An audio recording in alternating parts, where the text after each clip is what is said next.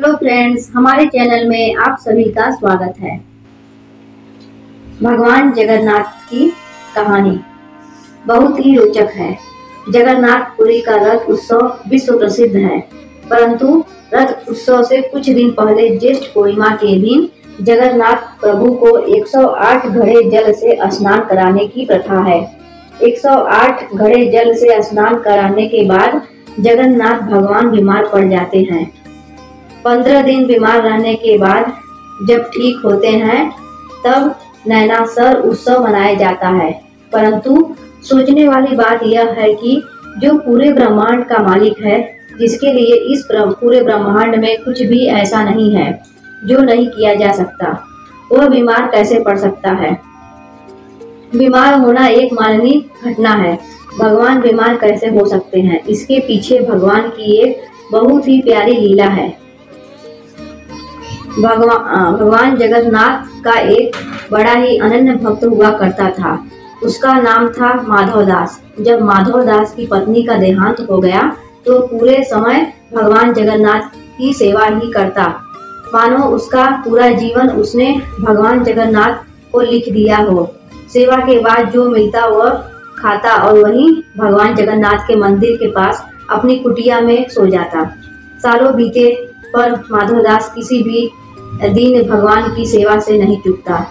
दिन तो बहुत बड़ी बात है, वह किसी क्षण भी भगवान की सेवा से नहीं चूकता। जब माधवदास बूढ़ा हो चला तब वो बीमार रहने लगा।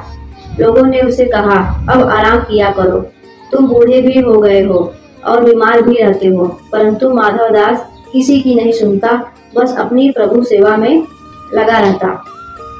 एक बार की बात है, माधवदास बहुत बीमार हो गया।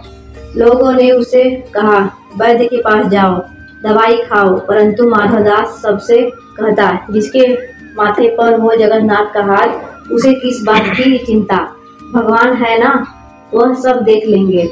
यही कहता और निरंतर अपनी प्रभु सेवा में लगा रहता। एक दिन वह अपनी कुटिया में बीमारी के वजह से बेहोश होकर भूमि पर गिर पड़ा।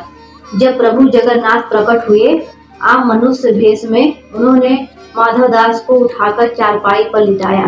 फिर उसके पास रहकर ऐसे माधवदास की सेवा करने लगा मानो एक माँ अपने नवजात शिशु की सेवा करती हो। माथे पर पट्टी देकर उसका ज्वर कम करना, उसे काढ़ा पिलाना। माधवदास बहुत ही कमजोर हो गए थे। उसकी सोचने समझने की शक्ति भी बहुत कम हो गई थी। धीरे धीरे जब माधवदास ठीक होने लगे तो एक दिन उन्होंने भगवान को पहचान लिया। पहचानते ही माधवदास प्रभु के सामने हाथ जोड़कर जोर जोर से रोने लगे। रोते हुए कहने लगे, प्रभु आप यह क्या कर रहे हैं? मैं आपका भक्त हूँ, मैं आपका दास हूँ, आप मेरी सेवा क्यों कर रहे हैं? प्रभु अपने भक्त के आंसू भगवान श्री हरि ने पोंछ कर उन्हें अपने हृदय से लगा लिया।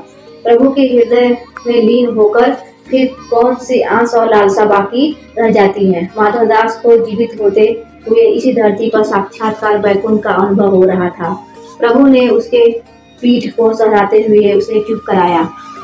सुबकते हुए माधवदास ने श्री हरि से कहा, हे प्रभु, हे परमानंद, हे परमात्मा, आप तो त्रिलोकी के स्वामी हैं, आप ही नारायण हैं, इस पूरे ब्रह्मांड के मालिक हैं। आपकी इच्छा से तो यह बीमारी क्षण भर में नष्ट हो सकती थी, फिर आपने मेरी सेवा करने के स्थान पर मुझे पूर्णतः स्वस्थ क्यों नहीं किया?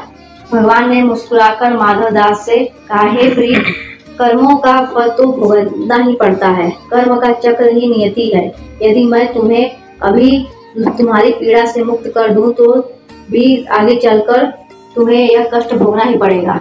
संसार में जो भी कर्म होते हैं उसके निश्चित कर्म फल भी होते हैं। सृष्टि ऐसे ही चलती है। फिर भगवान कहते हैं, तुम्हारे कर्मों के अनुसार ही मैंने तुम्हारी सेवा की है। तुमने जितनी मेरी सेवा की है उसका कोई मोल नहीं है। भगवान भी भक्त के प्रेम के भूखे होते हैं। यही भाव भगवान को सबसे प्रिय है। तुम्हारा प्रेम मेरे लिए सेवा हो सकता है, तो जब तुम्हें सेवा की आवश्यकता है तो मेरा प्रेम भी तुम्हारे लिए सेवा हो सकता है। हे मेरे प्रिय माधवदास, तुम्हारे कर्मों का फल तो अवश्य मिलेगा, पर तुम्हारी भक्ति से मैं इतना प्रसन्न हूँ कि तुम्हारे बचे कष्ट अब मैं अपने ऊपर लेता हूँ। अब मैं तुम्हारी यह पीड़ा यही अंत करता हूँ।